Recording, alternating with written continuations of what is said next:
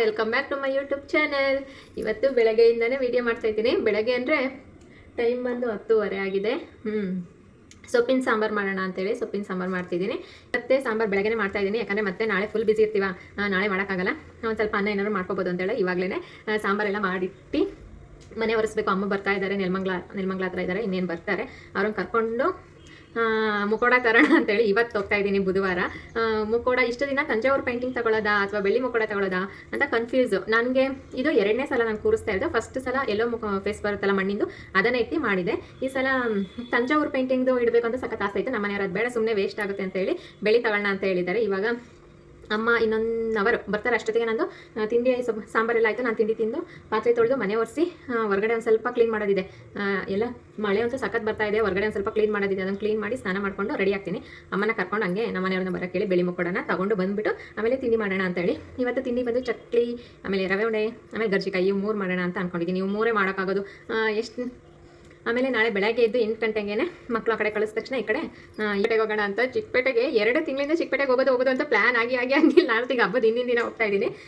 ಇದು ನಂದು ಪ್ರಭಾವಳಿ ಇದೆಯಲ್ಲ, ಆ ಪ್ರಭಾವಳಿಗೆ ರಿಯಲ್ ಫ್ಲೇವರ್ ಹಾಕಿ ಡೆಕೋರೇಷನ್ ಮಾಡೋಣ ಅಂತೇಳಿ. ಆರ್ಟಿಫಿಷಿಯಲ್ ಎಲ್ಲ ಬೇಡ, ಚೆನ್ನಾಗಿ ಕಾಣಿಸಲ್ಲ ಅಂತೇಳಿ ನಮ್ಮ ಮನೆಯವರು ಬೆಳಗ್ಗೆ ಒಂದು 3-4 ಜನರ ಹತ್ರ ವಿಚಾರಿಸಿದ್ರು, ಹೋಗಿ ಕೊಟ್ಟು ಮಾಡಿಸ್ಕೊಬಾ, ಏನೊಂದು 300-400 ತಗೋತಾರನೋ ಮಾಡಿಸ್ಕೊಬಾ ಅಂತ. ಅದೇ ಹೂನ ನಾನು ತಂದು ನಾನೇ ಮಾಡ್ತೀನಿ ಬಿಡಿ. ಮತ್ತೆ ಅಲ್ಲಿ ಕೊಟ್ಟು ಬರೋದು ತಗೋಬರೋದು ಅದೆಲ್ಲ ಬೇಡ, ನಾನೇ ನೋಡ್ಕೊಂಡಿದ್ದೀನಿ ಹೇಗೆ ಮಾಡೋದು ಅಂತ. ಏನೋ ಜಸ್ಟ್ ಆ ಫಾರ್ಮ್ಗೆ ಸಿಕ್ಸೋದಲ್ವಾ ಫ್ಲೇವರ್ನ, ಅದಕ್ಕೆ ಫ್ರೆಶ್ ಹೂವೇ ಬೇಕಲ್ವ. ನಾಳೆನೇ ಮಾರ್ಕೆಟ್ಗೆ ಹೋಗಿ ಹೂವು, ಬಳೆ, ಬ್ಲೌಸ್ ಪೀಸು, ಇನ್ನೇನು ಬೇಕು, ಹಿಂದೆ ಬ್ಯಾಕ್ ಡ್ರಾಪ್ ಡೆಕೋರೇಷನ್ ಏನು ಮಾಡೋದು ಅಂತ ಇನ್ನೂ ಅರ್ಥ ಆಗಲಿಲ್ಲ.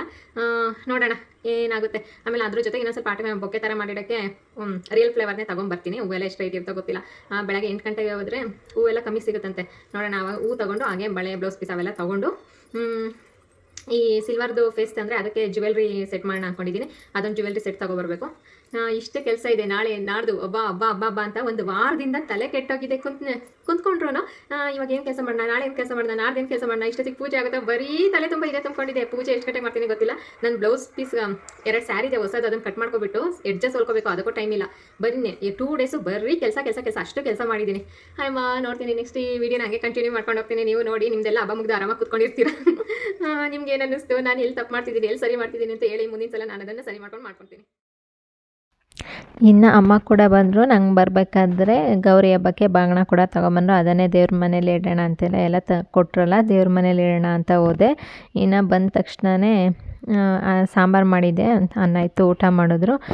ಇವಾಗ ಒಂದು ಸ್ವಲ್ಪನೂ ಟೈಮ್ ವೇಸ್ಟ್ ಮಾಡಿದೆ, ತಿಂಡಿ ಮಾಡೋಣ ಅಂತೇಳಿ ಎಲ್ಲ ರೆಡಿ ಮಾಡ್ಕೊತಾ ಇದ್ದಾರೆ. ನಾನೊಂದು ಸ್ವಲ್ಪ ಹೊರಗಡೆ ಕ್ಲೀನ್ ಮಾಡೋದಿತ್ತಲ್ಲ, ಅದನ್ನು ಕ್ಲೀನ್ ಮಾಡ್ಕೊಂಡು ಅಷ್ಟೊತ್ತಿಗೆ ಬಂದೇ ಬಿಟ್ಟರು. ಇವಾಗ ಅವ್ರು ಬಂದ ಮೇಲೆ ನಾನು ಸ್ನಾನಕ್ಕೆ ಹೋಗಿ ಬಂದು ತಿಂಡಿ ಮಾಡ್ಬೇಕಾದ್ರೆ ಎಲ್ಲ ರೆಡಿ ಮಾಡ್ಕೊಂಡು ಸ್ನಾನ ಮಾಡಿ ಎಲ್ಲ ಫ್ರೆಶ್ ಆಗಿ ಮಾಡಬೇಕಲ್ಲ, ಏನೋ ಟೇಸ್ಟ್ ಎಲ್ಲ ನೋಡಬಾರ್ದಲ್ಲ, ಅದಕ್ಕೆ ಇವಾಗ ನಾನು ಸ್ನಾನ ಮಾಡ್ಕೊಂಬಂದು ಎಲ್ಲ ರೆಡಿ ಮಾಡ್ಕೊತಾ ಇದ್ದೀವಿ ಇಬ್ಬರು ಸೇರಿಕೊಂಡು. ಇವತ್ತು ಚಕ್ಲಿ ಒಂದು ಸ್ವಲ್ಪ ಕೊಡುವಳೆ ಮಾಡ್ಕೊತೀನಿ, ಗರ್ಜಿಕಾಯಿ ಮಾಡಿಡೋಣ ಅಂತೇಳಿ.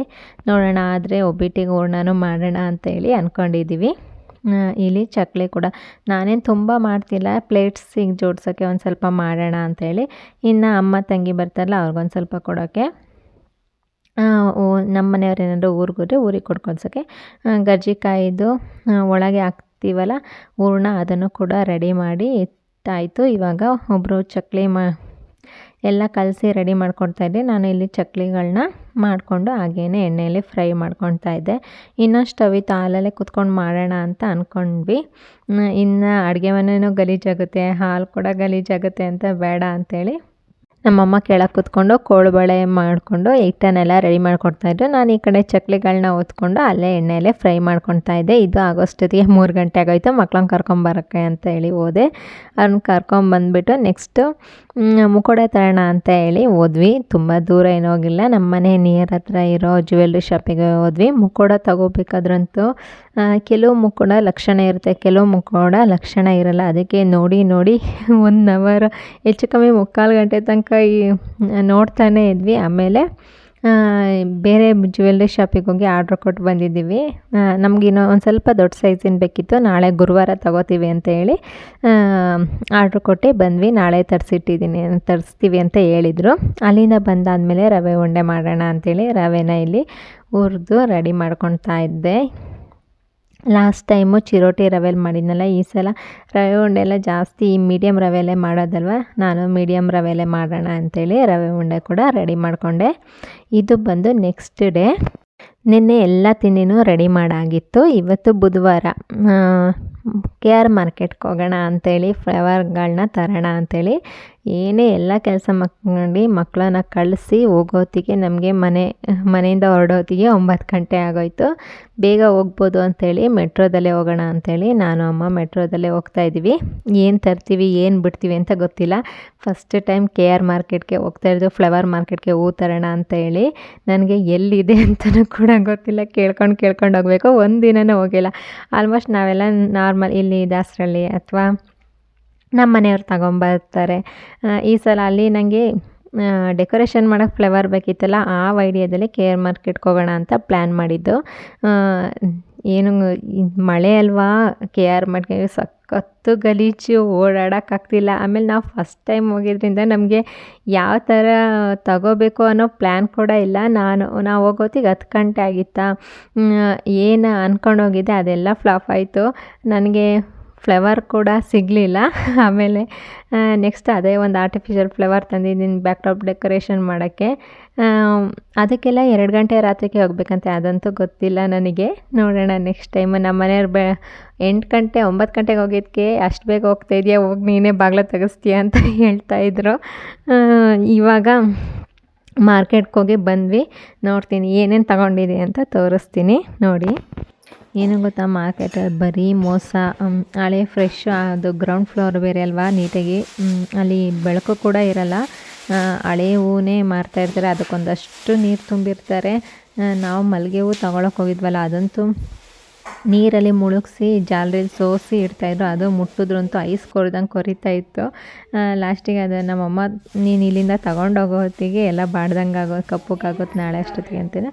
ಅವರು ಅದರಲ್ಲೂ ಜೋರು ಬೇರೆ ಮಾಡ್ತಾರೆ. ನಾವು ಅದನ್ನು ತಗೊಳ್ಳಿಲ್ಲ. ನೆಕ್ಸ್ಟ್ ಕೆಲವೊಂದು ತೊಗೊಂಡು ಬಂದ್ವಿ. ಈ ಸಲ ಹೂವು ತೊಗೊಂಡಿದ್ದೇನೋ ನಮಗೇನು ಅಷ್ಟು ಇಷ್ಟ ಆಗಲಿಲ್ಲ. ಕೆಲವೊಂದು ಈ ಕಮಲ ಹೂವೆಲ್ಲ ಕಮ್ಮಿ ಇತ್ತು, ಅದು 20 ರೂಪಾಯಿ 100 ರೂಪಾಯಿಗೆ 5 ಆ ಥರ ಇತ್ತು. ಇದನ್ನೊಂದು ಸ್ವಲ್ಪ ಬ್ಯಾಕ್ ಡ್ರಾಪ್ ಡೆಕೋರೇಷನ್ ಏನು ಮಾಡೋದು ಅಂತ ಅರ್ಥನೇ ಆಗ್ತಿರ್ಲಿಲ್ವ, ಅದಕ್ಕೆ ಇದ್ರ ಮಧ್ಯಕ್ಕೊಂದು ರೋಸ್ ಹಾಕ್ಬಿಟ್ಟು ಆ ಥರ ಏನಾದರೂ ಡೆಕೋರೇಷನ್ ಮಾಡೋಣ ಅಂತ ಅದನ್ನು ತಂದೆ. ಇನ್ನು ಇದು ಸೂಜಿ ಮಲ್ಲಿಗೆನಾ, ಅದೊಂದು 2 ಮಾರು. ಇಲ್ಲಿ ಇದೊಂದು ಸೇವಂತಿಗೆ ತೊಗೊಂಡೆ ಪರ್ಪಲ್ ಕಲರ್ದು, ಅದು ಯಾಕೋ ಒಂಚೂರು ಇಷ್ಟನೇ ಆಗಲ್ಲ. ಅಲ್ಲಿ ನೋಡಿದಾಗ ಎಷ್ಟು ಚೆನ್ನಾಗಿ ಕಾಣಿಸ್ತಿತ್ತು ಗೊತ್ತಾ, ಫ್ರೆಶ್ ಆಗಿರೋ ಥರ. ಅದೇನೇ 150 ರೂಪಾಯಿ 170 ರೂಪಾಯಿ ಮಾರಿದ್ದಿತ್ತು. ಮನೆಗೆ ಬರೋ ಹೊತ್ತಿಗೆ ಬಾಡ್ದಂಗೆ ಆಗೋಗಿದೆ. ಇನ್ನು ಸೇವಂತಿಗೆ, ರೋಸ್ ಅಂತೂ ಅಲ್ಲಿ ನೋಡಿದ ತಕ್ಷಣ ಅಯ್ಯೋ ಎಷ್ಟು ಫ್ರೆಶ್ ಆಗಿದೆ ಅನ್ನಿಸ್ತು. ಮನೆಗೆ ಬಂದಾಗ ನಾರ್ಮಲಲ್ಲೇ ಇಲ್ಲಿ ತಗೋತೀವಲ್ಲ ಅದೇ ಥರ ಕಾಣಿಸ್ತಾ ಇದೆ. ಆ ಫೋಕಸ್ ಲೈಟು ಬಿಟ್ಟಿರ್ತಾರೆ, ರೆಡ್ ಲೈಟು, ಅದಕ್ಕೂ ಎಷ್ಟು ಚೆನ್ನಾಗಿದೆ ಅನಿಸುತ್ತೆ. ಆಮೇಲೆ ಗೊತ್ತಾಗೋದು ಮನೆಗೆ ಬರೋ ಅಷ್ಟೊತ್ತಿಗೆ ಅವೆಲ್ಲ ಬಾಡ್ದಂಗೆ ಆಗೋಗಿತ್ತು. ಅಷ್ಟೇನು ಇಷ್ಟ ಆಗಲಿಲ್ಲ. ನಾನು ನೆಕ್ಸ್ಟಿಂದ ನಮ್ಮ ಮನೆಯವ್ರಿಗೆ ತಗೊಬರೋಕೆ ಹೇಳ್ತೀನಿ. ನನಗೇನು ಅದು ಹೋಗಿ ಅದರಲ್ಲಿ ಪಳಗಿರೋರಾಗಬೇಕು ಆ ಥರ ಎಲ್ಲ ತರೋಕ್ಕೆ. ಹಿಂಗೆ ಹೊಸ್ದಾಗೋದ್ರೆ ಮೋಸ ಹೋಗೋದು ಜಾಸ್ತಿ. ನೆಕ್ಸ್ಟು ಅಲ್ಲಿ ಒಂದು ಸ್ವಲ್ಪ ಬ್ಯಾಕ್ ಡ್ರಾಪ್ ಡೆಕೋರೇಷನ್ಗೆ ಅಂತ ಆ ಗಂಟೆಗಳನ್ನ ತೊಗೊಂಡೆ. ಅದು 100 ರೂಪೀಸ್ಗೆ 4 ಅಂದರು, 5 ಮಾಡ್ಕೊಂಡು ತೊಗೊಂಡೆ. ಇನ್ನೊಂದು ಸ್ವಲ್ಪ ಒಂದು 4 ಪ್ಲೇಟ್ಸ್ ಬೇಕಿತ್ತು, ಅದನ್ನು ತೊಗೊಂಡೆ. ಇನ್ನು ಆರ್ಚಿಗೆ ಬಂದು ಇದನ್ನು ಹಾಕೋಣ ಅಂಥೇಳಿ, ಇನ್ನು ಒರಿಜಿನಲ್ ಫ್ಲವರ್ ಏನೂ ಸಿಗಲಿಲ್ವಲ್ಲ, ಇದನ್ನಾದರೂ ಹಾಕೋಣ ಚೆನ್ನಾಗಿ ಕಾಣಿಸುತ್ತೆ ಅಂಥೇಳಿ ಇದನ್ನು ತಗೊಂಡು ಬಂದೆ. ಇದು ಬಂದು ಎಷ್ಟು 500 ಕೊಟ್ಟೆ. ಲಾಸ್ಟ್ ನಮ್ಮ ಫ್ರೆಂಡೆಲ್ಲ 600 ಕೊಟ್ಟು ತಂದಿದ್ರಂತೆ. ಹಬ್ಬ ಮುಗಿಸಿ ಹೋಗಿದ್ದಲ್ವ, ನನಗೊಂದು 100 ರೂಪಾಯಿ ಕಮ್ಮಿ ಆಯಿತು. ಅದರಲ್ಲಿ ಇದು 1000, 1200, 600, 500 ಆ ಥರ ಒಂದೊಂದು ಅಂಗಡೀಲಿ ಒಂದೊಂದು ರೇಟ್ ಹೇಳ್ತಾಯಿದ್ರು. ಆಮೇಲೆ ನಾವು ಫಸ್ಟು ಫ್ಲವರು ಮತ್ತು ಹಣ್ಣು ಅವೆಲ್ಲ ತೊಗೊಂಡಾದಮೇಲೆ ನಮ್ಮಮ್ಮನ ಒಂದು ಹತ್ರ ಕೂರಿಸ್ಬಿಟ್ಟು ನಾನು ಚಿಕ್ಕಪೇಟೆ ಒಳಗೆ ಹೋಗಿ ಇದನ್ನೆಲ್ಲ ತೊಗೊಬರೋಕೆ ಹೋಗಿದ್ದು. ಅರ್ಜೆಂಟ್ ಬೇರೆ, ಇನ್ನು ಎಷ್ಟೋ ತನಕ ಅಲ್ಲ ಒಬ್ಬರೇ ಕೂತ್ಕೋತಾರೆ ಅನ್ನೋದೊಂದು ತಲೆಯಲ್ಲಿತ್ತು. ಬೇಗ ಪರ್ಚೇಸ್ ಮಾಡ್ಕೊಂಬರೋದು. ನಾವು ಎಷ್ಟೇ ಪ್ಲ್ಯಾನ್ ಮಾಡಿದ್ರು ಅದು ಯಾವಾಗ ಹೋಗ್ತೀವಿ ಆವಾಗಲೇ ಹೋಗೋಕ್ಕಾಗೋದು, ಏನು ತರ್ತೀವಿ ಅದನ್ನೇ ತರೋಕ್ಕಾಗೋದು.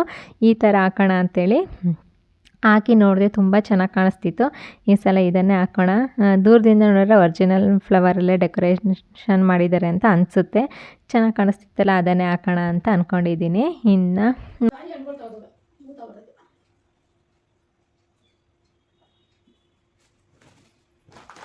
ಬ್ಲೌಸ್ ಪೀಸು 500 ಇದಿಷ್ಟು ಹಣ್ಗಳೆಲ್ಲ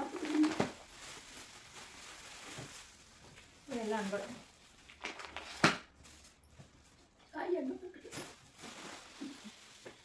ಅಯ್ಯೋ ಚಿಕ್ಕಪೇಟೆ ಊಟಲ್ಲಿ ಸಮಾಧಾನನೇ ಆಗಲಿ. ಇನ್ನು ನಮ್ಮ ಮನೆ ಹತ್ರ ಲಾಸ್ಟು ನಮ್ಮ ಫ್ರೆಂಡ್ಸ್ ಎಲ್ಲ ತೊಗೊಂಡಿರಲ್ಲ, ನಾನು ಬ್ಲೌಸ್ ಪೀಸ್ನ 500ಗೆ ಕೊಟ್ಟು ತಗೊಂಡೆ. ಇಲ್ಲೆಲ್ಲ ನಮ್ಮ ಮನೆ ಹತ್ರ ಎಲ್ಲ 1000 ಆಫ್ ಮಾರ್ತಾಯಿದ್ರು. 1000 ಕೊಟ್ಟು ತಗೊಂಡಿದ್ರು, ನಾನು 500 ಕೊಟ್ಟು ತಗೊಂಡಿದ್ದೆ. ಚಿಕ್ಕಪೇಟೆಗೆ ಹೋದರೆ ಒಂದು ಸ್ವಲ್ಪ ಬಾರ್ಗಿನ್ ಮಾಡಬೇಕು. ಆಮೇಲೆ ಕೆಲವೊಂದು ಕಮ್ಮಿ ಸಿಗುತ್ತೆ. ನಾವಿಲ್ಲಿ ಮನೆ ಹತ್ರ ತೊಗೊಳೋದಕ್ಕೂ ಅಲ್ಲಿಗೂ ತೊಗೊಳೋದಕ್ಕೂ ವ್ಯತ್ಯಾಸ ಇದೆ. ಆದರೆ ಏನು ಗೊತ್ತಿಲ್ಲದರೆ ಕೊಟ್ಟಷ್ಟು ಹೇಳ್ದಷ್ಟು ಕೊಟ್ಟು ಬರ್ತೀವಿ ಅಂದರೆ ಮೂರ್ಖರಾಗ್ತೀವಿ ಅಷ್ಟೇ. ಒಂದು ಸ್ವಲ್ಪ ಬಾರ್ಗಿನ್ ಎಲ್ಲ ಮಾಡಿ ತಗೊಂಡ್ರೆ ಚಿಕ್ಕಪೇಟೆಗೆ ಹೋಗೋದು ಬೆಟರು. ಇಲ್ಲಾಂದರೆ ಏನೋ ಬಾರ್ಗಿನ್ ಮಾಡೋಕ್ಕೆ ಬರಲ್ಲ ಅಂದರೆ ಅದ್ರ ಬದಲು ಮನೆ ಹತ್ರನೇ ತಗೋಬೋದು. ಅಲ್ಲಿಗೆ ಹೋಗಿ ಬಂದಮೇಲೆ ಕೆಲವೊಂದು ಸಲ ಹೀಗೆ ಒಂದೊಂದು ಹತ್ರ ಒಂದೊಂದು ಪಾಠ ಕಲಿತೀವಿ ಅನ್ನೋದು. ನನಗಂತೂ ಬೇರೆ ಫ್ಲೇವರ್ ಏನೂ ಸಿಗಲಿಲ್ಲ, ಅಥವಾ ನಮಗೆ ಅಲ್ಲಿ ಬಾರ್ಗಿನ್ ಮಾಡಿ ತಗೊಳಕ್ಕೂ ಆಗಲ್ಲ. ಏನು ಗೊತ್ತಾ, ಒಂದು ಸ್ವಲ್ಪ ಕಮ್ಮಿ ಮಾಡಿ ಅಂದರೆ ಏನು ಜೋರಾಗಿ ಮಾತಾಡ್ತಾರೆ ಗೊತ್ತಾ ಅವ್ರ ಹತ್ರ. ಆಮೇಲೆ ಕೊಟ್ಟಿಷ್ಟೇ ನಮ್ಮಮ್ಮ ಬೈತಿತ್ತು, ಬಾರ್ಗಿನ್ ಮಾಡಿ ತಗೋಬೇಕಂತೇಳಿ. ಒಂದೊಂದು ಸಲ ಹೇಳ್ದಷ್ಟೇ ಕೊಟ್ಟು ಬರೋ ಥರ ಆಯಿತು. ಇದನ್ನೆಲ್ಲ ಹಾಕೋಣ. ಇನ್ನು ಸಂಜೆ ಹಾಕೋಕ್ಕಾಗಲ್ಲ, ಸಂಜೆ ಇನ್ನೂ ತುಂಬ ಕೆಲಸ ಇದೆ. ಮುಖೋಡ ತರಕ್ಕೆ ಬೇರೆ ಹೋಗ್ಬೇಕಿತ್ತಲ್ಲ, ನಿನ್ನೆ ಬಂದಿದ್ವಿ, ಇವತ್ತು ಕೊಡ್ತೀವಿ ಸಂಜೆ ಅಂತ ಹೇಳಿದರು. ಅದನ್ನು ತರಕ್ಕೆ ಹೋಗಬೇಕು. ಇನ್ನು ಸಂಜೆ ತುಂಬ ಕೆಲಸಗಳಿರುತ್ತೆ ಅಂತ ಹೇಳಿ ಇವಾಗ ಎಲ್ಲ ರೆಡಿ ಮಾಡ್ಕೊಳ್ತಾ ಇದ್ದೀವಿ. ಹಬ್ಬ ಎಷ್ಟು ಕೆಲಸಗಳು ಮಾಡೋರು ಮುಗಿತಾನೆ ಇರಲ್ಲ ಹಬ್ಬ ಆಗೋ ತನಕ. ಹಬ್ಬ ಆದಮೇಲೂ ಅಷ್ಟೇ ಎತ್ತಿಡೋದೆಲ್ಲ ಅಷ್ಟೇ ಕೆಲಸ ಇರುತ್ತೆ. ಇನ್ನು ಹಣ್ಣೆಲ್ಲ ತಂದಿದ್ನಲ್ಲ ಅವನು ಕೂಡ ಜೋಡಿಸಿ ಇಟ್ಕೊಳ್ತಾ ಇದ್ದೆ.